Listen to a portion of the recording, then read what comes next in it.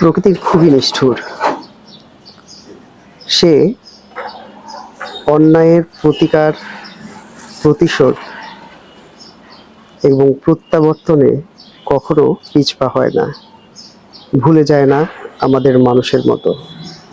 তার স্নায়ু শক্তি এবং চেতনা শক্তি এবং প্রবল প্রতিশোধ পরায়ণতা যার কপালে একবার জুটেছে, সে বুঝেছে কি জিনিস। আপনি বছরখানিক আগে করা অন্যায়ের যে ফল পেয়েছেন, সেই ফলটা আপনাকে মেনে নিতে হবে। প্রকৃতি প্রদত্ত একটা উপহার, যেটা আপনারই অর্জন ছিল, সেটা আপনি এতদিন পরে পেয়েছেন বা ভবিষ্যতেও পাবেন। শুধু তাই না, যদি আমি প্রকৃতিকে বা প্রকৃতির সাথে অন্যায় করে থাকি, তাহলে আমিও পাবো। বোঝাতে চাচ্ছি, কেউই প্রকৃতির নিয়মের বাইরে নয়। আপনি আজকে যা বলছেন, আপনি আজকে যা করছেন, আপনি মানুষকে যে থ্রেট দিচ্ছেন, আপনি মানুষকে যে মারছেন, হুমকি দিচ্ছেন, এবং আপনি যে মার খেয়েছেন, আপনি যে গণপিটুনি খেয়েছেন, তার ফলে প্রকৃতি আপনাকে কিছুদিন পরে দেখবেন জ্বালা যন্ত্রণা, গিরায় ব্যথা, মাজায় ব্যথা, ঘাড়ে ব্যথা, কানে ব্যথা, হাড়ে হাড়ে টের পাইয়ে দিবে। মানুষের মানবিক চরিত্রের যতদিন পর্যন্ত উন্নয়ন না হয়, তার স্বভাব পরিবর্তন হয় না। কুকুর কখনো তার ঘেউ ঘেউ থামাবে না, যতই তাকে আপনি লাঠি দিয়ে পেটান। কুকুর সে বলবে যে আমি তো কামড় মেরেছি, কিন্তু সে কখনোই বলবে না যে আমি যে লাথি উষ্ঠা খেয়েছি, আমি যে গণদোলাই খেয়েছি।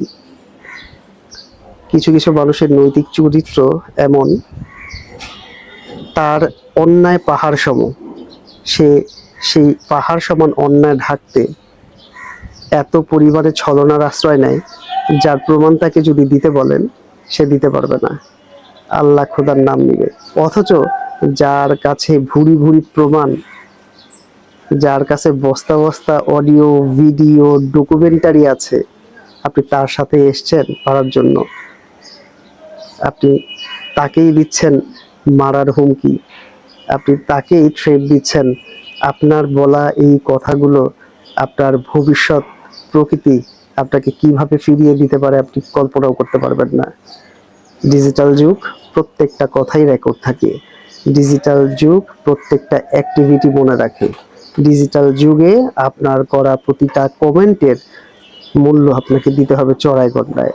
আপনার করা ভুলগুলো, আপনার দেয়া থ্রেডগুলো ভবিষ্যতে আপনাকে প্রকৃতি খুব সুন্দরভাবে ফিরিয়ে দিবে। অপেক্ষায় আছি সেই প্রকৃতির খেলা দেখার জন্য।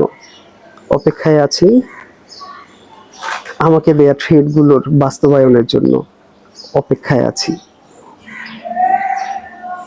যাই হোক, শিক্ষা এমন একটা জিনিস, যেটা যার মাঝে আছে তাকে অনেক কিছুই গোপন রাখতে হয়, তবে সব কিছু না, যতটুকু প্রয়োজন ততটুকুই ছাড়তে হয়। আপনার পরিবার, আপনার পারিপার্শ্বিক অবস্থা, আপনার জ্ঞাতিগোষ্ঠী, আত্মীয় স্বজনের এমন সব ডকুমেন্টারি আমার কাছে আছে যে অনেকের সংসার ভেঙে যেতে পারে। আপনার অনেক কুকীর্তির অডিও ভিডিও আমার কাছে আছে, যেটার জন্য আপনি আবার গণধোলাই খেতে পারেন। ইভেন আপনার জন্যে আরো অনেকের সংসার ভেঙে যেতে পারে। আপনার যারা সাপোর্ট নিবে, তাদের অনেক কেলেঙ্কারি ফাঁস হয়ে যেতে পারে। হ্যাঁ, আমি অন্যায়ের ঊর্ধ্বে না। প্রকৃতি আমাকে শাস্তি দিবে যেটা আমি করেছি। আলহামদুলিল্লাহ, প্রকৃতি জানে, প্রকৃতি আমাকে অনেক ভালো রেখেছে। সো যদি কোনো খারাপ কাজ করে থাকি, প্রকৃতি আমাকে শাস্তি দিবে। কিন্তু আমাকে নিয়ে যারা গুজব ছড়াচ্ছে, তাদের একটা জিনিস মনে রাখতে হবে, তাদের কাছে কোনো প্রমাণ চাওয়া হলে তখন তাদের কাছে কোনো রকমের প্রমাণ নাই, প্রমাণ থাকবে না। কারণ মুখে বলা এক কথা, আর আমার কাছে থাকা ডকুমেন্টারি আরেক কথা। বিচার বসান, সালিশ বসান, যা ইচ্ছা তাই করেন। ডকুমেন্ট নিয়ে আগেও বসছিলাম, ডকুমেন্ট এখনো আছে এবং আরো কিছু ডকুমেন্ট পাকাপোক্তভাবে জমা হয়ে আছে। মনে রাখবেন, আপনার করা প্রতিটি কথা, আপনার করা প্রতিটি স্টেপ, আপনার করা প্রতিটি কমেন্টের সরবরাহ আমার গুগল ড্রাইভে থাকে। সো নিজের ক্ষতি নিজে করেন না, নিজে নিজে ফাইসেন না, প্রকৃতিকে চিন্তা করেন। আপনাকে যতটুকু দিয়েছে প্রকৃতি ততটুকু তো হজম এখনো হচ্ছে না।